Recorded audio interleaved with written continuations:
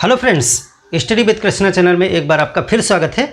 आज हम बात करेंगे आर्टिकल 33 और आर्टिकल 34 के विषय में। आर्टिकल 32 को हमने छोड़ा है, उसको हम लास्ट में कवर करेंगे क्योंकि वो एक बहुत महत्वपूर्ण अनुच्छेद है। आर्टिकल 33 कहता है सशस्त्र बल यो मूल अधिकार के विषय में है और आर्टिकल 34 जो है मार्शल लॉ और फंडामेंटल राइट्स के विषय में है। जैसा कि हमने पिछली क्लास में भी आपको बताया था कि जो सेना होती है या अर्धसैनिक बल होते हैं या उनसे जुड़े हुए जो अधिकारी कर्मचारी होते हैं, उन सबके फंडामेंटल राइट्स को जो है विधि बना करके सीमित किया गया है और किया जा सकता है, क्योंकि सेना में अनुशासन होना चाहिए। सेना में उनसे समुचित कार्य करने के लिए उनके तमाम फंडामेंटल राइट्स को निलंबित करने की या उनको कम करने की ज़रूरत पड़ती है, ताकि वो धरना प्रदर्शन ना कर सकें, वो हड़ताल ना कर सकें, वो संघ ना बना लें, पार्टी ना बना लें, वो प्रेस के सामने या किसी अन्य व्यक्ति के सामने जो है वो प्रेस की आज़ादी के तहत, अभिव्यक्ति के तहत, बोलने के तहत जो है वो सीक्रेट ना बता दें देश के।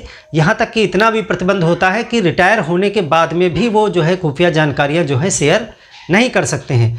तो इस तरह से फंडामेंटल राइट्स को जो है सीमित करने के अधिकार संसद के पास में रहते हैं, वो इस तरह की विधि बना सकती है।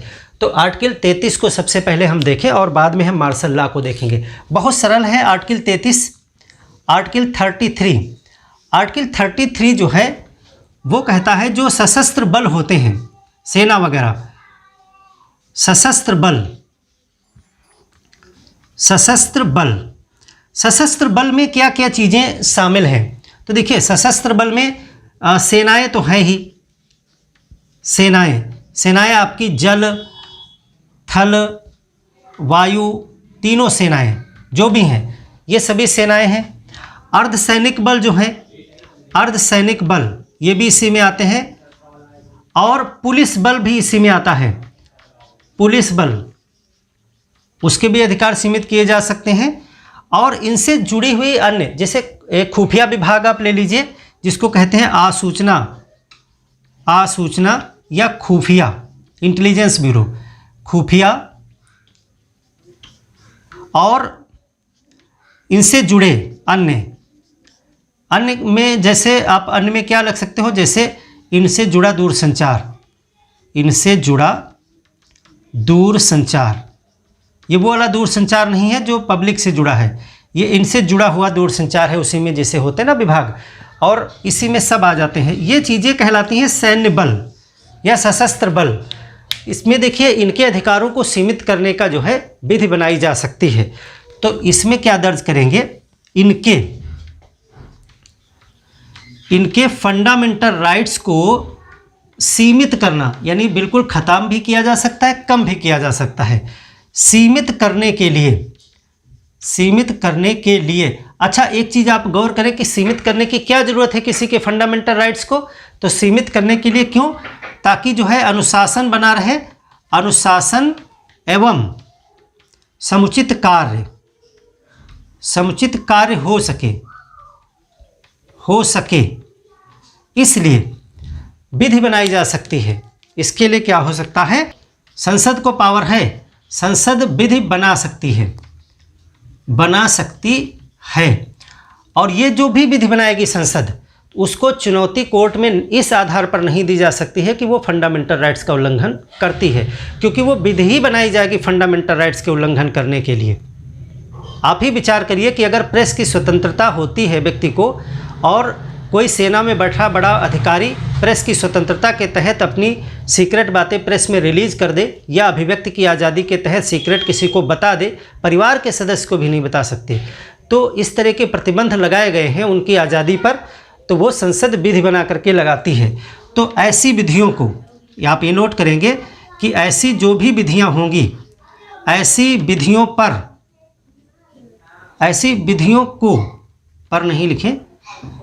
विधियों को चुनौती नहीं दी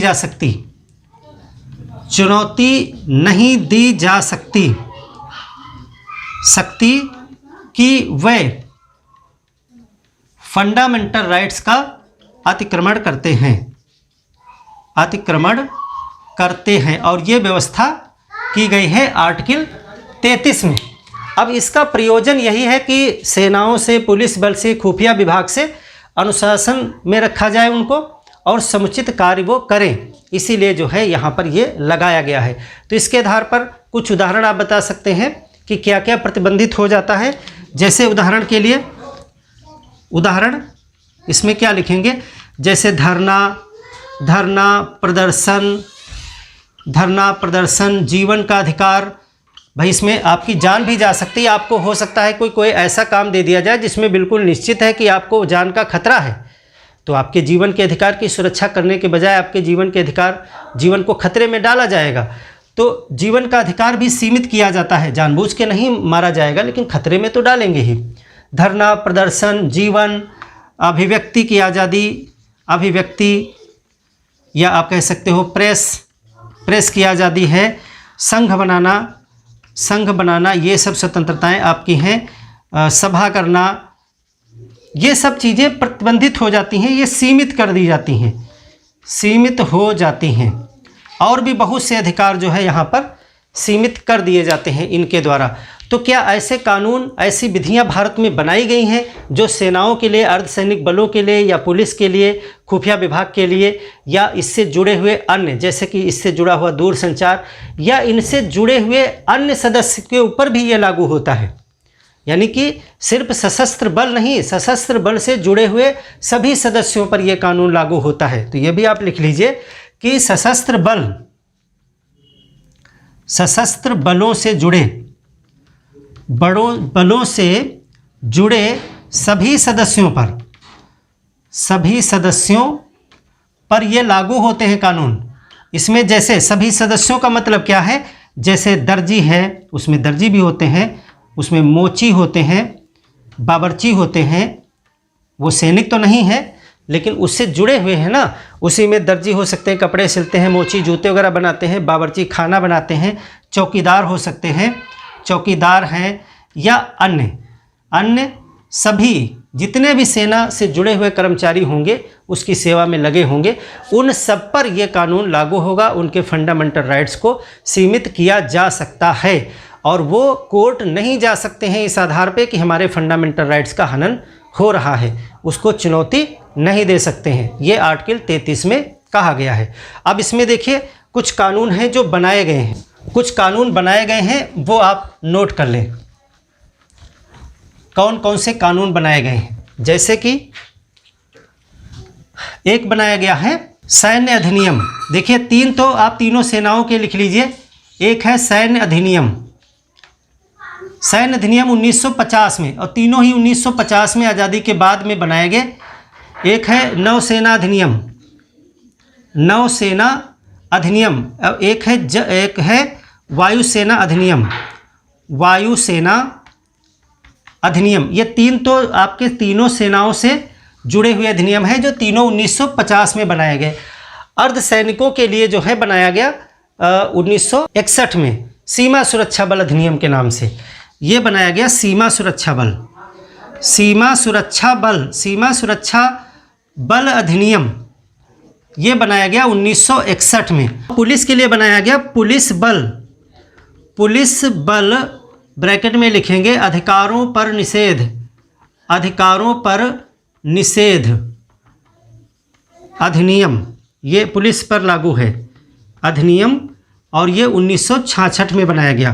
तो इस तरह से 5 आप एग्जाम्पल ये देंगे कि तीनों सेनाओं के लिए अधिनियम बनाए गए जिसमें इसी प्रकार की विधियां हैं जो इनके फंडामेंटल राइट्स को सीमित करती हैं। सैन्य अधिनियम 1950 नौसेना के लिए और वायुसेना के लिए तीनों ही 1950 में बने। सीमा सुरक्षा बल के लिए 1961 और पुलिस बल के लिए 1966 में बनाया गया। इसी आधार पर, किस आधार पर? आर्टिकल 33 के आधार पर। तो अगर आपसे कोई पूछता है कि सीमा सुरक्षा बल, पुलिस या सेनाएं, इनके फंडामेंटल राइट्स को सीमित करने वाले कानून बनाने की शक्ति किसके पास में है, तो वो शक्ति है संसद के पास में। किस आर्टिकल के तहत मिलती है? आर्टिकल 33 के तहत। क्या उद्देश्य है, क्यों फंडामेंटल राइट्स को सीमित किया जाता है? तो उद्देश्य ये है ताकि ये धरना प्रदर्शन संघ ना बना सकें, सीक्रेट बातें ना लीक कर सकें और लड़ाई से ना इनकार कर सकें, यानी कि अनुशासन में रहे और समुचित कार्य देश की सेवा में कर सकें। इसलिए इनके फंडामेंटल राइट्स को सीमित करने की ज़रूरत पड़ती है, इनकी आज़ादी को बाधित करने की ज़रूरत पड़ती है और संसद ऐसी विधियां बनाती है और ये कोर्ट नहीं जा सकते हैं इस आधार पर कि ये हमारे फंडामेंटल राइट्स का उल्लंघन है। तो इस तरह से आर्टिकल 33 है। अब हम बात करेंगे आर्टिकल 34 जो मार्शल लॉ की बात करता है।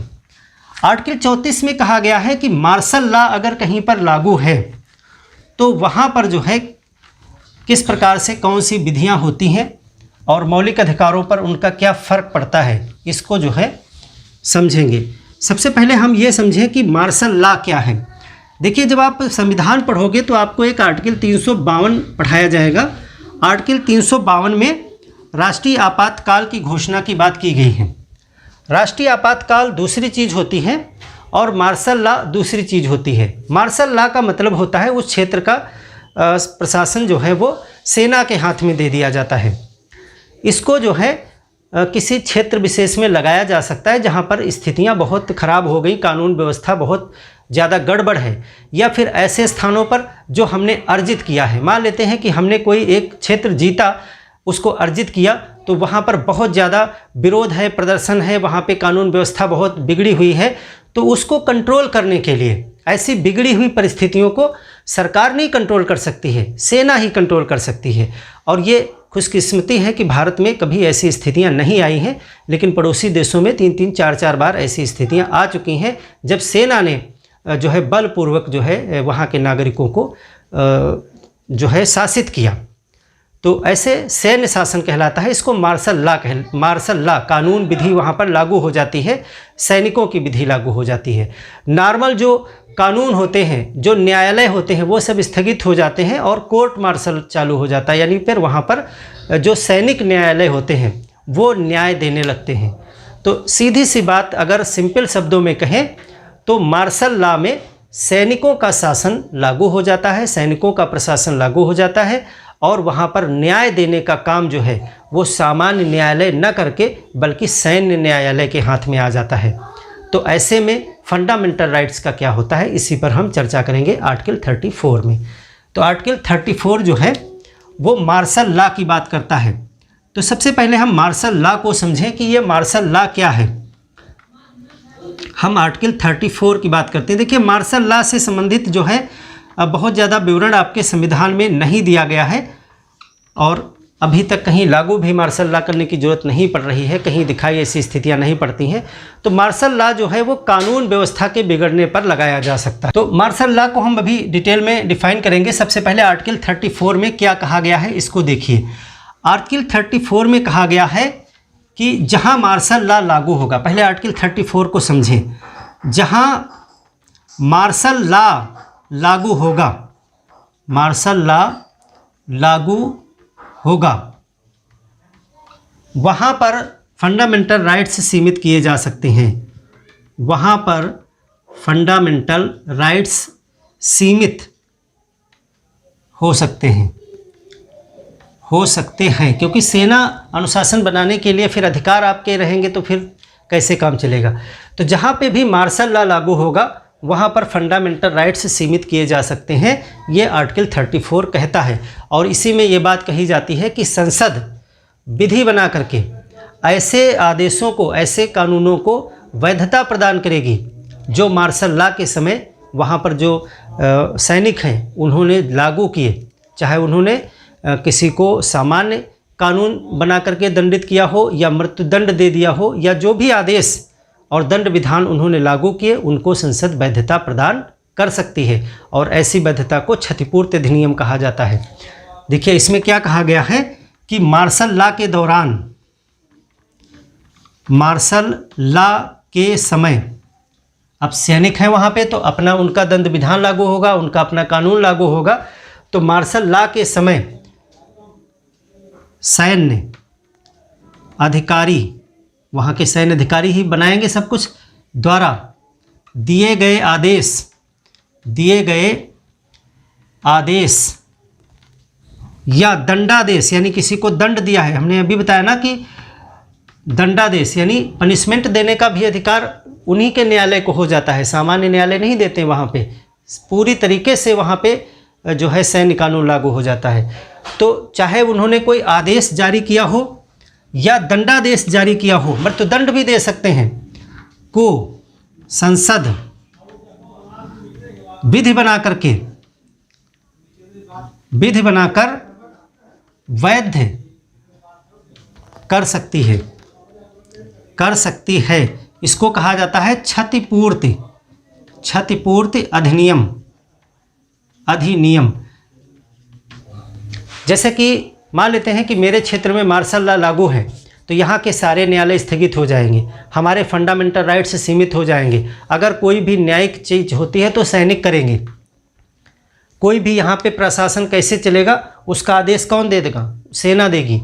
यहाँ पर किसी को दंड देना है तो दंड देने का आदेश सेना देगी, यानी उनका न्यायालय देगा।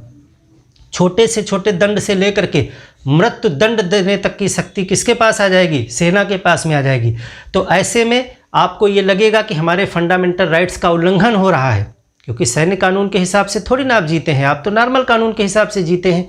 तो वहाँ पर आपके फंडामेंटल राइट्स का हनन होगा और आप कोर्ट नहीं जा सकते हैं। आर्टिकल 34 कहता है कि जब मार्शल लॉ लागू होगा तो वहाँ फंडामेंटल राइट्स सीमित हो सकते हैं और आप वहाँ उसमें कोर्ट में चुनौती नहीं दे सकते हैं। और इसी में कहा गया है कि संसद विधि बना करके ऐसे आदेशों को, ऐसे दंडादेशों को वैध कर सकती है और इसको क्षतिपूर्ति अधिनियम कहा जाएगा। यानी कि जो भी वो आदेश या दंडादेश देंगे उसको विधि बना करके उचित ठहरा दिया जाएगा।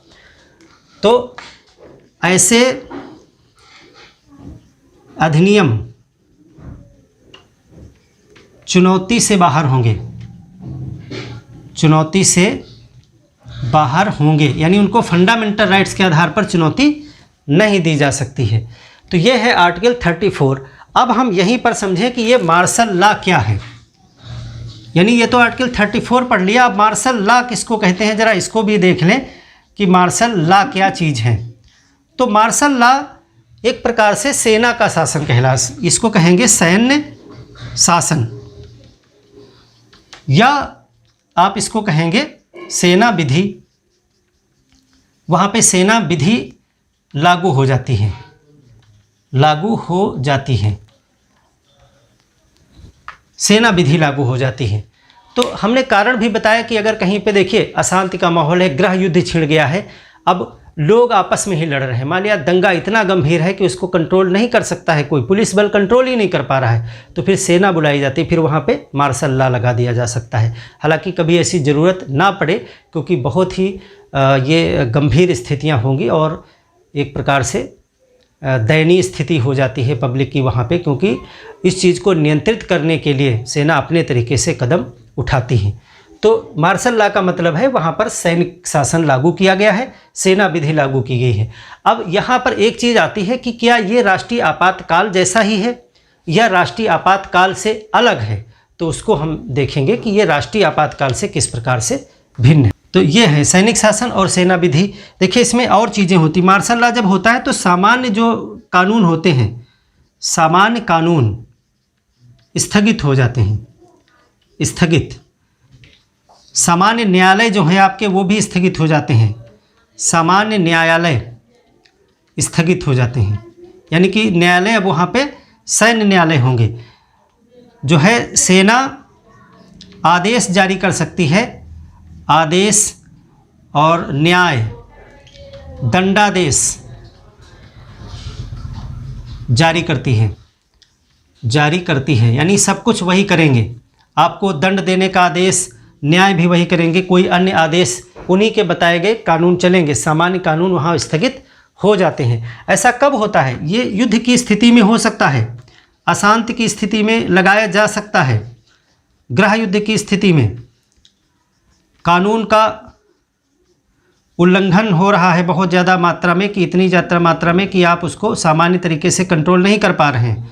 तो इन ऐसी परिस्थितियों में, या सीधे से आप याद रखें नॉर्मल, कि ये ऐसी परिस्थितियां कभी भी आ जाएं जब उसको पुलिस कंट्रोल न कर पाए, सामान्य कानून कंट्रोल न कर पाए, तब सेना की ज़रूरत पड़ती है, तभी मार्शल लॉ लगता है। अब ये एक चीज़ ये भी आप याद रखें कि ये देश में कहीं भी लगाया जा सकता है, देश में किसी भी क्षेत्र में लगाया जा सकता है, क्षेत्र में लगा सकते हैं। बहुत ज़्यादा स्पष्टीकरण नहीं है, कहीं भी लगाया जा सकता है, लेकिन ये आपातकाल से भिन्न है। और इसको आपको देखना है कि ये आपातकाल से, जो आर्टिकल 352 में कहा गया है राष्ट्रीय आपातकाल, जिसके 3 आधार होते हैं कि कोई बाहरी आक्रमण हो गया है, या युद्ध की स्थिति है, या सशस्त्र विद्रोह है आपके देश में, तो ऐसी अशांति है। तो ऐसी स्थितियों में जो है आर्टिकल 352 के तहत राष्ट्रीय आपातकाल लगाया जाता है। और ये मार्शल लॉ 34 के तहत ये प्रबंध है फंडामेंटल राइट्स के संदर्भ में। तो इसमें अंतर क्या है, इसको जानना जरूरी है, क्योंकि यहीं से क्वेश्चन बन सकता है कि आपातकाल और मार्शल लॉ में क्या अंतर है। उसको ज़रा देखें, दोनों में मूलभूत अंतर आपको समझना होगा, क्योंकि ये क्वेश्चन आपसे पूछा भी जा सकता है कि अंतर आखिर क्या है दोनों में। और कई कथन कारक दिए जा सकते हैं, विकल्प भी दिए जा सकते हैं। तो इसको बहुत ही नॉर्मल तरीके से आपको हम 2 टेबल बना करके समझाएंगे। एक तरफ आप लिखें मार्शल लॉ, मार्शल लॉ, और एक तरफ लिखें राष्ट्रीय आपातकाल, राष्ट्रीय आपातकाल। इसमें दोनों में क्या अंतर है, इसको ज़रा समझें। तो देखिए, मार्शल लॉ जो होता है जब लगता है तो इससे जो है सिर्फ फंडामेंटल राइट प्रभावित होते हैं, सिर्फ फंडामेंटल राइट्स प्रभावित होते हैं। जहाँ भी ये लगेगा तो वहाँ के फंडामेंटल राइट्स प्रभावित हो जाएंगे। लेकिन जब राष्ट्रीय काल आपातकाल लगता है तो यहाँ पे फंडामेंटल राइट्स प्लस जो है केंद्र राज्य संबंध भी प्रभावित हो जाता है। इससे केंद्र राज्य संबंध प्लस राजस्व का वितरण, ये सब कुछ प्रभावित हो जाता है। राजस्व वितरण भी प्रभावित हो जाता है। अब देखिए, मार्शल लॉ में केंद्र और राज्य के संबंध पर कोई फर्क नहीं पड़ेगा, और ना ही राजस्व के वितरण से कोई उसका लेना देना है, सिर्फ फंडामेंटल राइट्स पे उसका प्रभाव पड़ता है। और यहाँ पर काफ़ी व्यापक मामला है। इसको कब लगाते हैं, देखिए मार्शल लॉ जो होता है, मार्शल लॉ जो है एक कानून व्यवस्था के उल्लंघन पर लगाया जाता है, कानून व्यवस्था बिगड़ने पर लगाया जाता है, कानून व्यवस्था बिगड़ने पर लगाया जा सकता है, लगाया जा सकता है। अब यहाँ पे राष्ट्रीय आपातकाल कानून व्यवस्था के बिगड़ने पर नहीं लगता है। इसके 3 आधार हैं।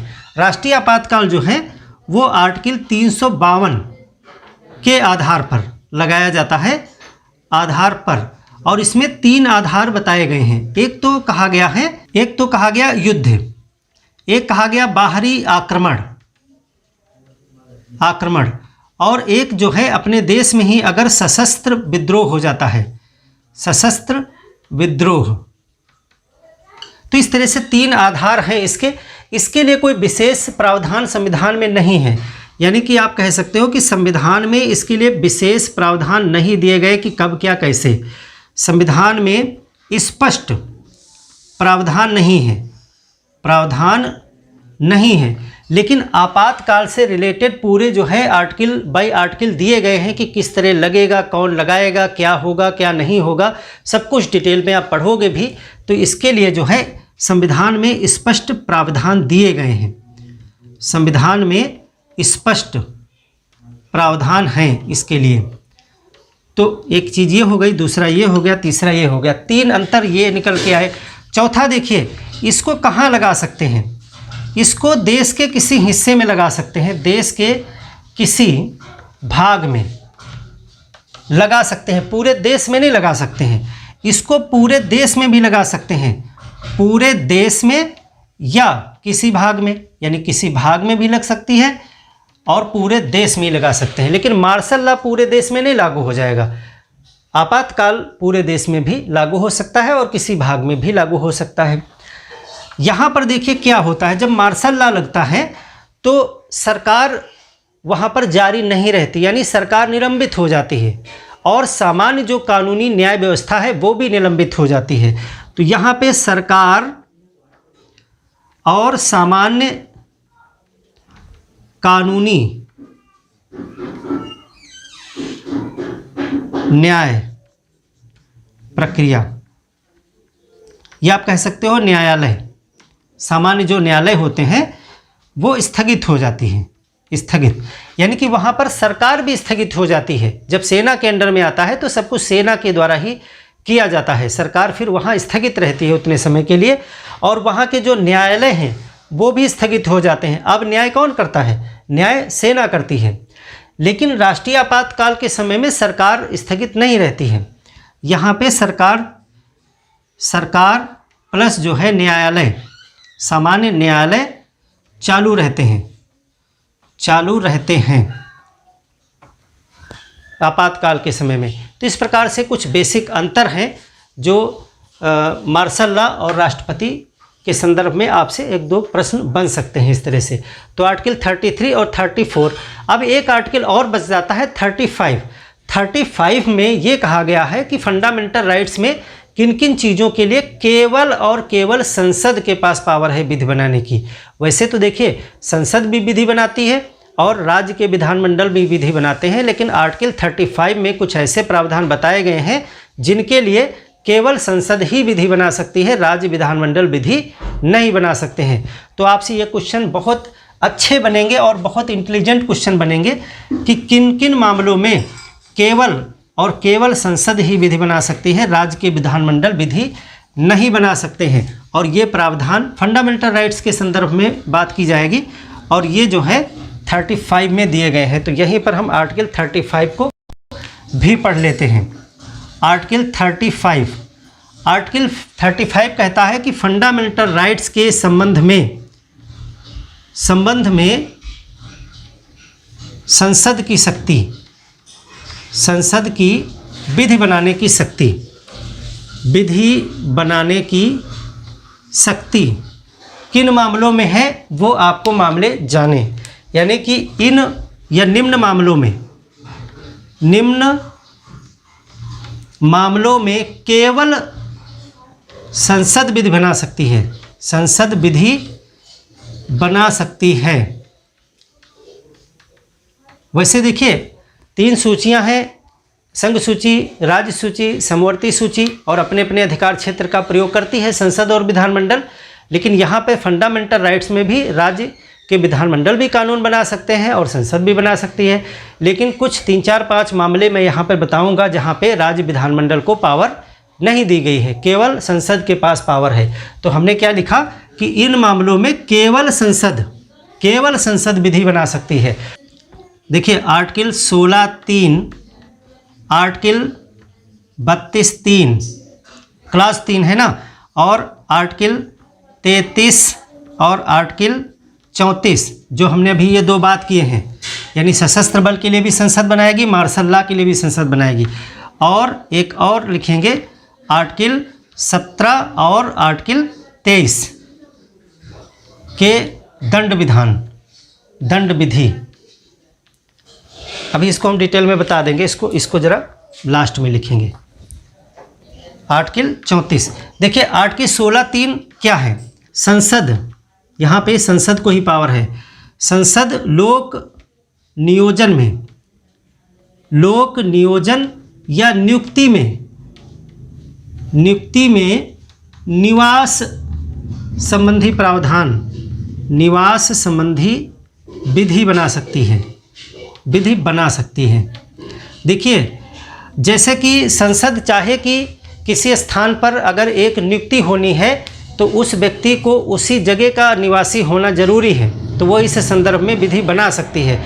वैसे तो लोक नियोजन में अवसर की समानता है, तो एक स्थान का निवासी दूसरे स्थान पर भी जाके समान अवसर उसको मिलना चाहिए।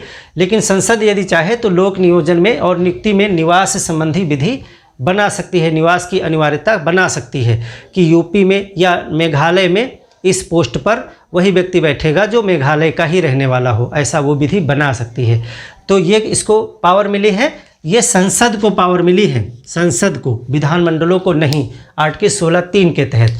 आर्टिकल 32(3) क्या है? देखिए आर्टिकल 32 में अभी संवैधानिक उपचारों का अधिकार आप पढ़ोगे और उसमें आपको पता है कि सुप्रीम कोर्ट को और हाई कोर्ट को पावर है 5 प्रकार की रिटें जारी करने का। तो ये पावर सुप्रीम कोर्ट के पास में है। फंडामेंटल राइट्स के संदर्भ में सुप्रीम कोर्ट को पावर है 5 प्रकार की रिट जारी करने का, आर्टिकल 32 के तहत।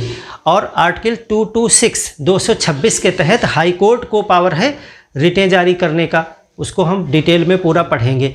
यहाँ पर हम बताना चाह रहे हैं आर्टिकल 32 में ही क्लास 3 में कहा गया है कि संसद अगर चाहे तो रिट जारी करने की शक्ति अन्य न्यायालयों को भी दे सकती है, जिला न्यायालय को दे सकती है, यानी कि वो जिसको चाहे रिट जारी करने की शक्ति दे सकती है, लेकिन सुप्रीम कोर्ट की शक्ति में कमी नहीं होनी चाहिए। यानी उससे ले करके किसी को नहीं दे सकती है, विस्तार कर सकती है। सुप्रीम कोर्ट को पास पावर रहेगी और अन्य न्यायालयों को भी दे सकता है संसद अगर चाहे। तो इसमें कहा गया है कि संसद रिट जारी करने का अधिकार, रिट जारी करने का अधिकार अन्य न्यायालयों को भी दे सकता है। अन्य न्यायालयों जैसे जिला न्यायालय को भी दे सकता है ऐसी विधि बना करके। आर्टिकल 33 तो हमने बता ही दिया, सशस्त्र बल के लिए, सशस्त्र बल के लिए जब ही पूरा डिटेल में हमने पढ़ाया। और 34 मार्शल लॉ के संदर्भ में भी विधि कौन बनाएगा? संसद बनाएगी। इसमें राज्य विधानमंडल इन चीज़ों पर विधियां नहीं बना सकते हैं। और एक चीज़ कही गई, देखिए हमारे संविधान में कुछ ऐसे फंडामेंटल राइट्स हैं जिनका उल्लंघन होने पर दंड का प्रावधान है। जैसे कि आर्टिकल 17 में कहा गया है कि अस्पृश्यता करने पर आपको दंड दिया जाएगा, इसके उल्लंघन करने पर दंड दिया जाएगा। इसी प्रकार से आर्टिकल 23 है शोषण के विरुद्ध अधिकार, वहाँ पर भी दंड का प्रावधान है। तो फंडामेंटल राइट्स के उल्लंघन होने पर जो दंडात्मक विधि है वो राज्य सरकारें नहीं बना सकती हैं, यानी कि राज्य विधानमंडल नहीं बना सकते, उसको केवल संसद ही बनाएगी। तो अगला पॉइंट आप क्या लिखेंगे कि फंडामेंटल राइट्स के संदर्भ में दंडात्मक विधान, दंडात्मक यानी पनिशमेंट वाले जो विधान हैं, दंडात्मक विधि जैसे आर्टिकल 17, आर्टिकल 23 के लिए दंडात्मक विधि संसद बनाएगी, संसद बना सकती है। तो इस तरह से आर्टिकल 35 में कुछ संसद की वरीयताएं दी गई हैं कि इस प्रकार से केवल संसद ही इन चीज़ों पर कानून बना सकती है। तो इस तरह से हमने फंडामेंटल राइट्स के आर्टिकल 12 से लेकर के 35 तक का विश्लेषण किया है।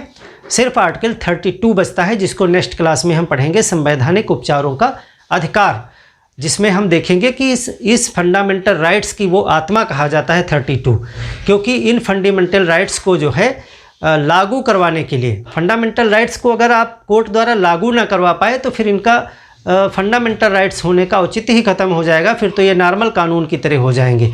तो फंडामेंटल राइट्स को सुप्रीम कोर्ट द्वारा लागू करवाने का अधिकार जो है हमें आर्टिकल 32 के तहत मिलता है, जिसको कहा जाता है संवैधानिक उपचारों का अधिकार, और वो भी एक फंडामेंटल राइट्स ही है। तो उसको हम डिटेल में पढ़ेंगे नेक्स्ट क्लास में, और फिर हमारे मौलिक अधिकार समाप्त हो जाएंगे। इसके बाद हम शुरू करेंगे राज्य के नीति निर्देशक तत्व। मिलते हैं एक और बेहतर क्लास में, तब तक के लिए धन्यवाद।